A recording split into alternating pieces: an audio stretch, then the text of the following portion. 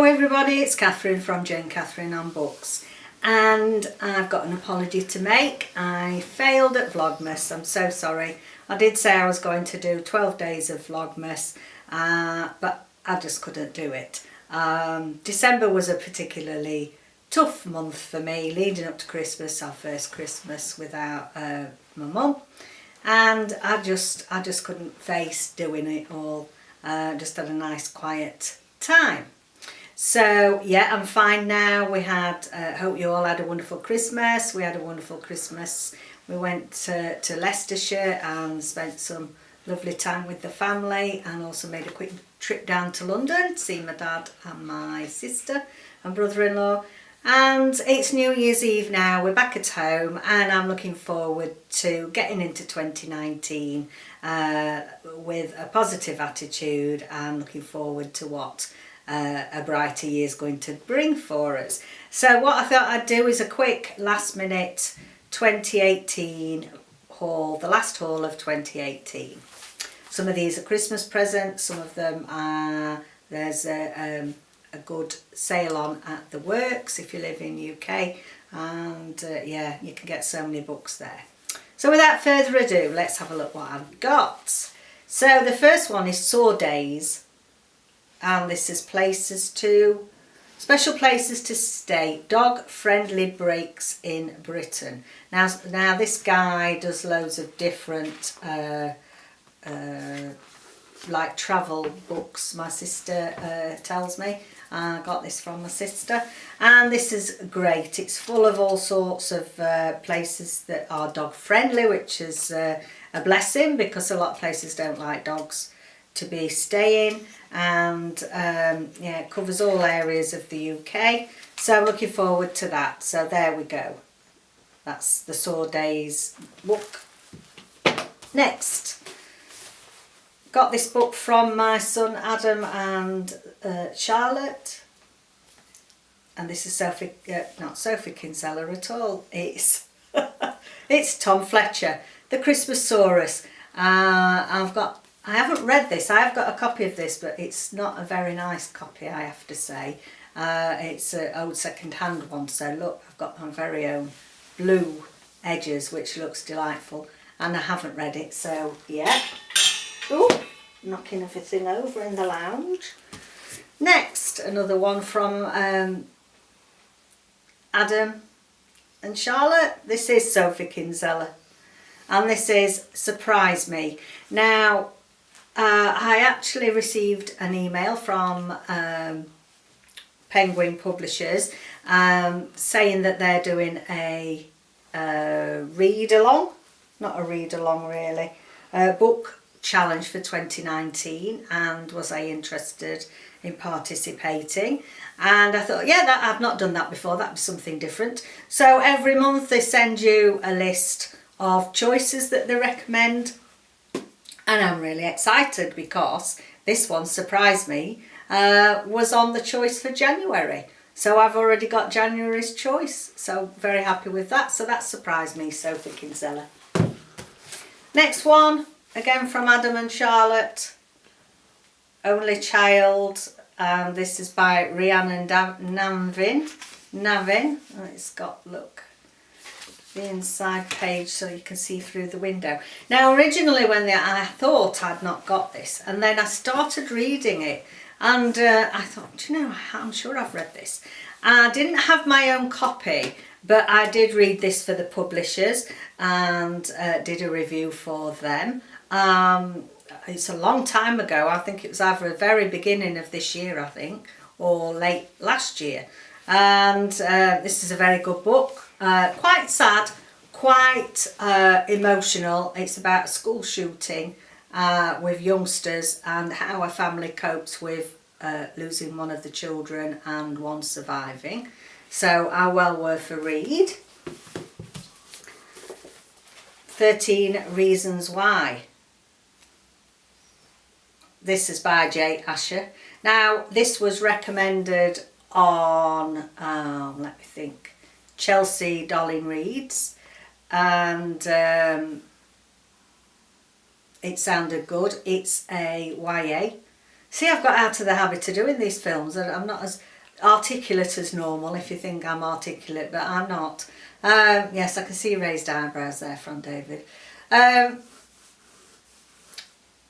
This young lad, Clay, he loses his best friend. Unfortunately, she takes her own life. And a few days after, he finds a box of tapes with her explaining 13 reasons why she's decided to take her own life. I think this will be quite a hard-hitting book, but it looks very interesting. I can't wait to get into that. And next, Mirror, Mirror. This is by Cara Delevingne, and this is again a YA. And this is, we seem to have got this trope at the moment, very popular trope of best friend going missing, trying to find best friend and finding out there's more going on than at first appears. And this is another one that falls into that category, but I was taken by the blurb and thought I'd try that. It was one of the cheapest from the works, so that's Mirror, Mirror. I'm holding them up a bit longer because, or doing it again at the end, because people have requested generally that they prefer if they can see what the book is again at the end in case they didn't catch it. But of course, you know, I always put all the books down in the description below with their ISBN numbers. Next, Ribblestrop Forever. And this is by Andy Mulligan. It's a middle grade. Love this cover. It's got all sorts of like cartoony type drawings on here. Now this turns out to be a series and the last one of the series, so oh dear. I'm hoping I can read it as a standalone, we'll see. But this is about a group of children that go on loads of adventures. And it said this is the final conflict, so yeah, I might have to find the others first. But yeah, I was drawn to this cover, so that's Ribblestrop Forever. That takes some saying on a New Year's Eve. Okay, next, Judy Blume. I've never read any Judy Blume, but very well-liked series. And this is really middle grade to low-end YA. Are You There, God? It's Me, Margaret. And I thought, I just was taken by that title.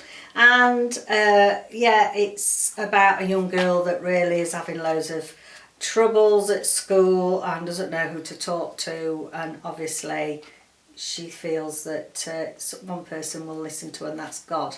So are you there, God? It's me, Margaret.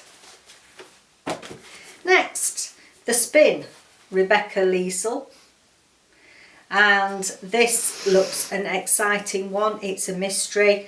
It's a bit of a dystopian, really, I feel. And there's all sorts of dark forces at work. And not much to say about that, really. I think it'll spoil it. The blurb's quite just getting you into the tangled web of mystery and magic, really. So, yeah, The Spin. Next, Castle of Water, Dane Huckelbridge. This is, it's got a nice matte finish to this. So in the South Pacific there is a deserted island, the location long forgotten, but not anymore. So this is a bit of a mystery, and Barry Bleecker wants to trade his dreary life for one of adventure. So he gets washed up on this deserted island and goes off and has loads of adventures. And I do like a good adventure book. There we go. Next, The Seven Husbands of Evelyn Hugo. Very much one of the books of 2018. Very much hyped on most people's channel. Got rave reviews. I didn't want to pay full price for it, so I've waited until it's coming to a decent price at the shops. And it's got a really funny cover though. It's yeah, I hate these sort. They're like washable type covers, but to me they just look cheap and nasty. But that's just my opinion. I don't like them like that. So everybody must have heard of The Seven Husbands of Evelyn Hugo. She's a movie star and has this glamorous and scandalous life. And yeah, I'm going to not read any of the reviews. I want to form my own opinion of this. You watch, you know, all these hype books. I always tend not to do very well with hype books, but there we go. I know Kerry Ann, my bestie, she's from Woman vs. Books. She's got this and is reading it shortly, so we'll see what each of us make of it. Neither of us tend to do well with hype books, but we'll see. Probably one of the most hype books of 2018. There we go.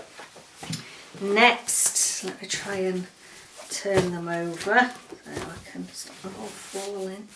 Right, Anne Cleeves, The Sleeping of the Dead. Now you know I like a good Anne Cleeves. There's been a murder. As usual, there's been a murder. And this is one of her standalones. I've got a couple more of the Jimmy Perez in the Shetland series to finish. But I've not seen this one before. And it does feature another detective, Peter Porteous. And can't wait. I've never had a bad Anne Cleeves yet. So, The Sleeping of the Dead. Next, Pachinko, Min Jin Lee. And this is just wanted my own copy. I did review this. It's a beautiful book. I reviewed it for the publishers and NetGalley some while ago. So it is on my Kindle and I just wanted my own copy. And what a beautiful edition this is. It's wonderful. And it's a family drama and well worth a read if you've not come across that yet. Now another one that was recommended by Chelsea Dolling Reads. Monday's Not Coming. Big chunky hardback there. And again, this is one of those back to the tropes of the best friend goes missing. Someone tries to find her and then there's all sorts of strange things happening that have led to her disappearance or his disappearance. It's a bit...